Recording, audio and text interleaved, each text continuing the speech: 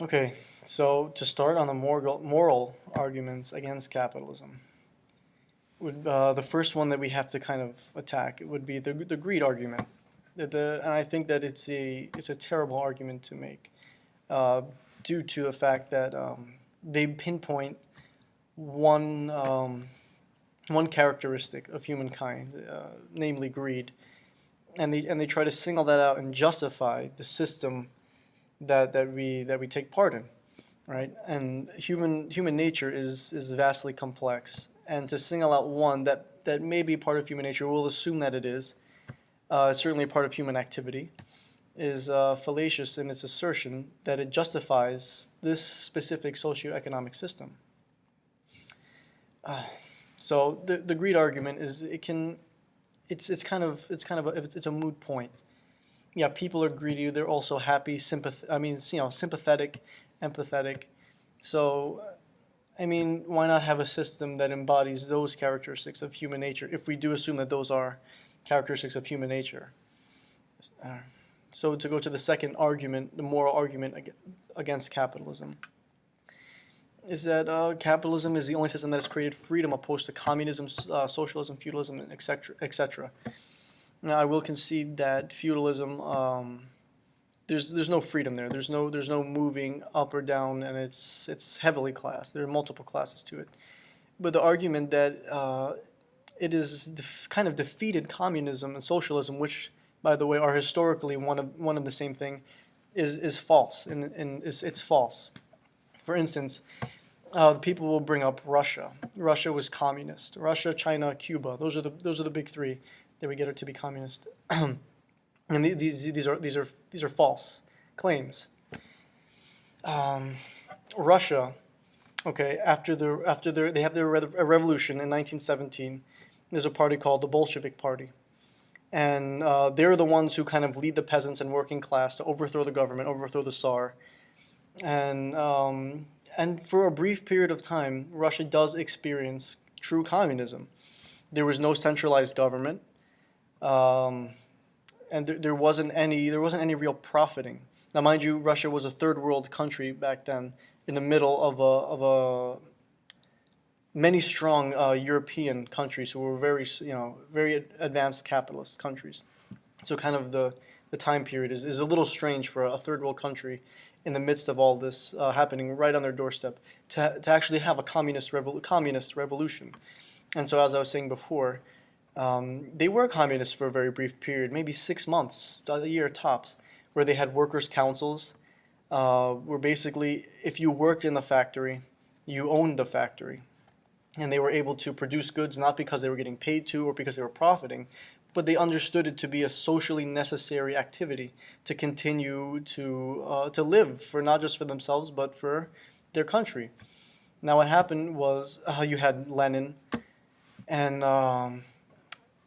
this kind of like this period of history where things really get thrown off. So they'll continue to say that no, Russia stayed communist until the 1980s. It's false. What happened was that, and Lenin even writes this himself, that if Germany, which was a very, like I said, European, if they do not have their revolution, their communist revolution, communism cannot stand alone in one country. So what happens? The Bolshevik Party takes control, and they themselves become sort of this centralized power. They become the centralized power in Russia, and so right away you can see that Russia is not communist. As Marx writes, what a communism is the abolition of class. There is no class in communism, right? And so what the Bolshevik Party very clearly demonstrates is that no, in this part of Russia, in this time, there is a class. We're the Bolshevik Party. We have power. And what the Bolshevik Party did was they destroyed the workers' councils, and they continued to set up state capitalism, where the means of production were mainly for profit, for gain. And so of course, they continued into Stalin, which I really have trouble understanding how people can classify him as communist. Uh, he was a dictator, and everything he did, it was a fascist dictator, and he forced people to work for free. and he would freely trade goods with other countries. Very clear and very clearly, if you look at the definitions, that is called state capitalism. Okay, so that, and that's just Russia. The same things follow suit with Maoist China, Fidel Castro's Cuba. There are very clearly classes. There is and there's profit. There's profit. It is privately owned. The businesses and means of production were privately owned by the centralized government, and that by itself destroys the argument that communism has never worked, and socialism, which is in its roots with Marx, the same thing. So, okay. Now another problem I have with the morality arguments for capitalism is that, okay, I can agree, yes, capitalism has produced very many goods and made it more accessible for people to obtain these goods. Um, and yes, to some degree, it has created more freedom than ever imagined on Earth. But these are the effects of capitalism. This is not a moral argument for capitalism. I mean, it is if you believe in more of a utilitarian kind of way, and you believe that the means to an end is justified. And what I mean by that is capitalism is not economic freedom. One of the benefits of capitalism is economic freedom, right? Or just like any good or bad thing that happens in a capitalistic country, those are all, due to capitalism. Those are not capitalism. So when people try to argue the morality of capitalism, and many intellectuals, as I stated before, Milton Friedman, Adam Smith, Ayn Rand, Thomas Sowell, any of the big names, they are simply arguing for the effects of capitalism, and by that standard, I mean I can just say a means to an end. A means to an end. I can, as long as the end result is good, it doesn't matter if my initial motive for it is genuine, is moral, is in good standing or not. And so that is one of the big problems I have. So maybe to make myself more clear, I should state what capitalism is. Now, what capitalism is a mode, is a way of producing goods, and we'll call them commodities. What is a commodity? Anything you see is a commodity. It has some kind of human labor or labor attached to it.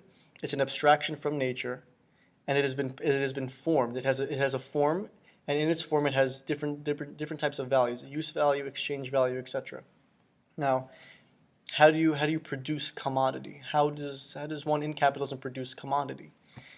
It starts with the private property, right? If you can obtain private property through, whatever it is, if our ancestors went into lands and just took it, right? So I mean, there are different ways, but of course now it's less barbaric, I suppose, where you can take out loans, you can do a multitude of different ways of obtaining enough capital to purchase property. All right, and so you purchase the property and you want to start a business. Okay, you buy the supplies from other people who are selling those goods, or you can buy your own, I guess, patch of land, and you can grow the trees and cut the wood yourself. You can own a steel mill, I suppose. But my main point is here how those commodities are created, right? Of course, any other commodity, like when the steel comes in, that's a commodity. Somebody else did work on that, but I guess for this argument, I'll solely be focusing on this one hypothetical business owner. So he has the factory. Now he has to produce commodity. He has to produce a good that has some exchange value, so people will want to buy it, right? And how do you do that? He can't do it himself.